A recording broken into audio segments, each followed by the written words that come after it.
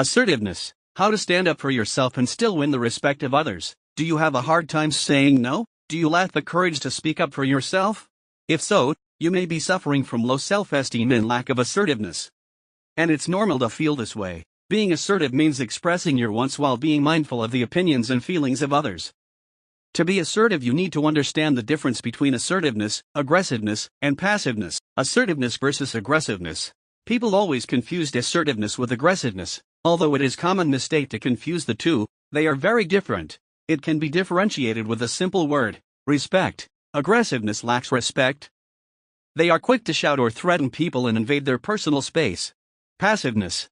Passive communicator assumes that others will understand what you want or need. Silence and assumption are the hallmarks of this style. The key difference here is again respect. Passiveness is defined by a lack of respect for oneself. Passive people disregard their own opinions, feelings, needs, and wants. They have a habit of placing their desires below others. Chapter 1. How do you see yourself? To know oneself, one should assert oneself. If you see yourself in a negative light, you will have difficulty standing up for yourself. You may even lack the confidence to look someone in the eyes when speaking to them. You may focus on negative traits, such as, I am not very good at handling conflict. I don't feel comfortable saying no. I don't know how to ask for what I want. Chapter 2. How do others see you? How do you perceive someone as a strong or weak person? The answer is simple. Your body language determines it. Through body language, people can make judgments on your level of self-respect. Example, if you approach someone while slouching, you will leave the impression that you literally feel the weight of the world on you. So to communicate assertively, you need to present body language that projects strength. By doing so, you tell people, this is who I am. I am worthy of your respect. Developing body language. Eyes are often called the windows to the soul. If you are unable to maintain eye contact, it gives off the impression that you have something to hide. Maintaining eye contact is vital. It tells other people that you have a strong sense of self-respect. Smile. When you assert yourself confidently, your smile reflects it. Say, I'm so glad to meet you, and mean it while you look in their eyes and then smile. Shoulders. Shoulders that are back and relaxed open up your chest project the image that you are confident and open to others. Posture. The way you stand or sit can give an overall impression of physical confidence. Standing erect with your head up projects an image of assertiveness. The same goes with sitting. A good exercise here is to pretend you have a crown on your head there. Do you feel a little straighter now? Chapter 3. Put your plan to work in your personal relationships. You feel your partner doesn't listen to you? Assess yourself on how you communicate with your partner. Are you always whining or vulgar? If yes, then you are causing your own problems. The wrong tone makes the other party stop paying attention. He or she may not even realize they are doing this, they merely begin to tune out. Try this. When you don't pay attention to me, it makes me feel invisible. I have something important to discuss with you. Please turn off the TV so we can discuss it. Do not compromise your wants and needs in order to keep the peace in your relationships. In order to be respected at home, you need to set the boundary. Take back the power. Always tell yourself no one has the right to make you feel uncomfortable in your own home. Determine what you want. Determine what it is that you crave from this person so you can clearly communicate it. Communicate your wants. I want our life together to continue and improve. Then explain what you want using I or me statements. Be willing to listen truly and actively to your partner's responses and needs as well. Being able to communicate your wants will help your partner appreciate your position in the relationship. Continue to be caring. Setting specific time aside to spend in a low-pressure way with the person you love. Date night doesn't have to be fancy dinners out. It could be a quiet night at home or a relaxing walk together. Remember, assertive communication is about the other person's perspective as well. Chapter 4. Making it work at work.